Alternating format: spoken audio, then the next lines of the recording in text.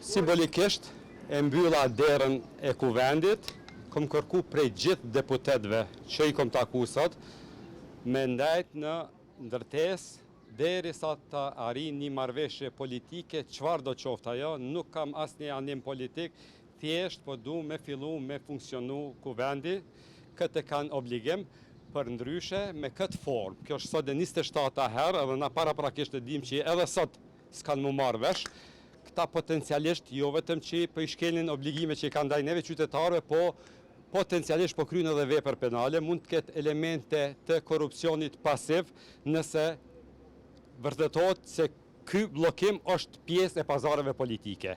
Mos me folë që po e simulojnë që po punojnë, e në fakt nuk po punojnë, aty këto janë këtë elemente të veprës penale të mashtrimit, edhe potencialisht mundet me qenë dhe keq përdorim i pozitës zyrtare.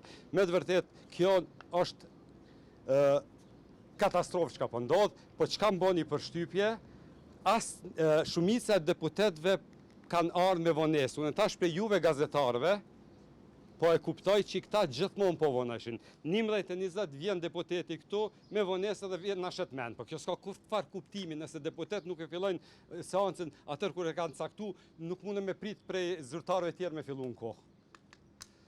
Siç e pat, asnjë parti nuk pat ndonjë qëllim mosmunal, pra krejt ishte te individ, e patëm një deputet PDK-s i cili tha ti nuk mundesh me na nal neve, ta se s'është puna jote, a nuk e din që qytetari e ka detyrë me lyp përgjegjësi, edhe drejt edhe detyrë me lyp përgjegjësi prej një deputeti, pa deputet PDK-s që kanë shumë korrekt, shumë të hapun edhe ndaj juve, mediave edhe ndaj meje, e kolegut tim, edhe të vendvendosjes, edhe të partive tjera, madje edhe të lista sërbe u tregu që është shumë konstruktiv.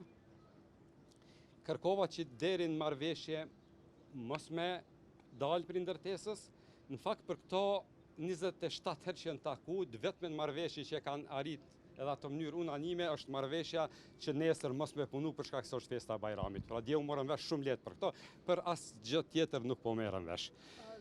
Për dyshimet që i keni për vepër penale potenciale, a do t'i ndjekni rrugë kamera për çështje të pamjera? Une, kjo është hapi i parë imi, mram kom pas shumë përkrahje të madhe masi që shkrova postimin, si që po shihni na jem shumë ma të disponum me dhëmë përkrahje se me dalë vetë këto.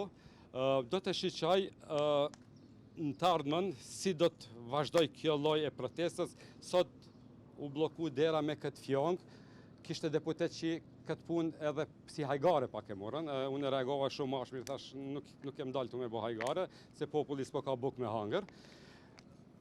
Po nëse vazhdon që shtu, kjo fjong ka mu shëndru në zinxhir. E atër veç ka mu përshkallëzu situata dhe ka me qenë serioze.